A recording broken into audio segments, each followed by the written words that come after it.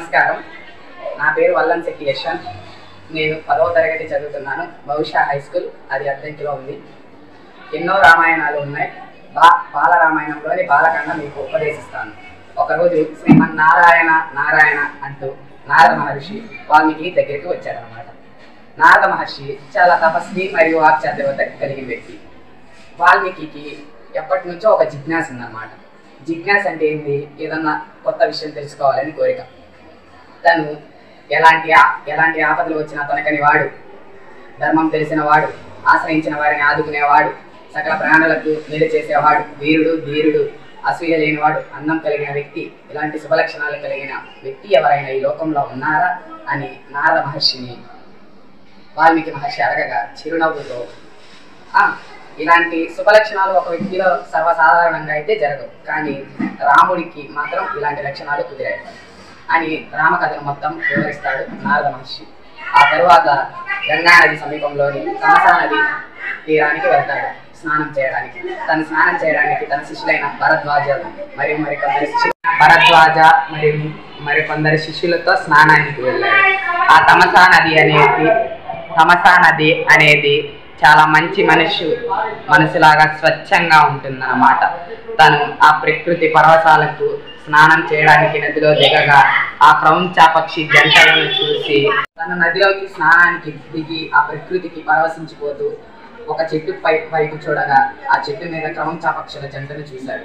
ఆ క్రౌంచాపక్షుల జంటలు ఎంతో మకర ధ్వనులతో బాగా గానంగా కూస్తున్నాయి అన్నమాట. దానికి మన వాల్మీకి మహర్షి ఎంతో పరవశించిపోయాడు. అప్పుడే ఒక బోయవాడు వచ్చి మగపక్షిని కరుణ బాణంతో దానిని నెల కుదించాడు. ఆ ఎడబాటి తట్టుకోలేక ఆడపక్షి విలవిలలాడుతూ ఉందన్నమాట. అది చూసిన వాల్మీకి మహర్షి శ్లోకం నుంచి శ్లోకం పుట్టింది అని ఒక శ్లోకం చెప్పాడు.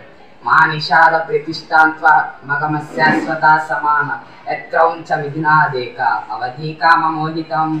అంటే దాని అర్థం ఏంటో తెలుసా? ఓ కిరాతకుడా, నువ్వు క్రౌంచాపక్షుల జంటలోని ఒక మగపక్షిని చంపావు, కాబట్టి నువ్వు శాశ్వతంగా అపకీర్తి పాలవుతావు అని అన్నాడు.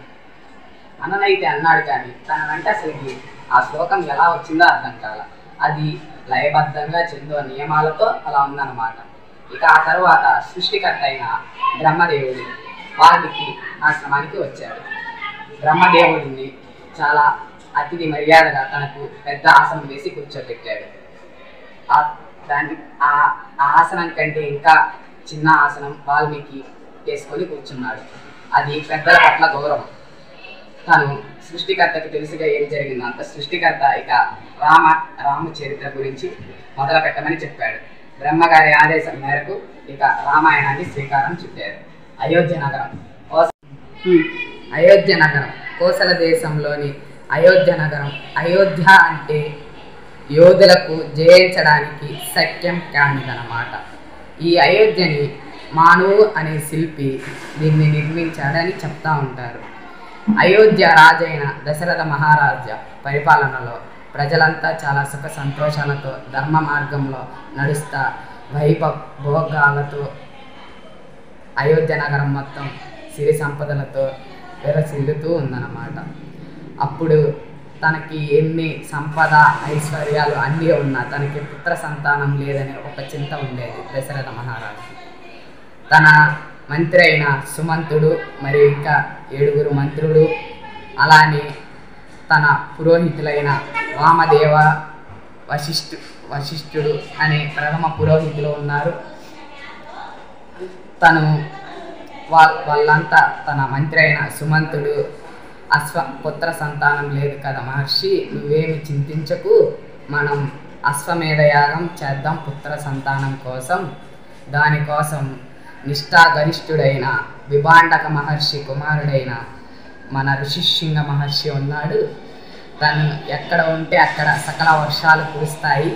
కాబట్టి తన మీదగా ఆ యజ్ఞం గనక జరిగితే అది జయప్రదమైతే మనకి కన్ఫామ్గా పిల్లలు పుడతారు అని ఆ మహర్షి సుమంతుడు చెప్పాడనమాట.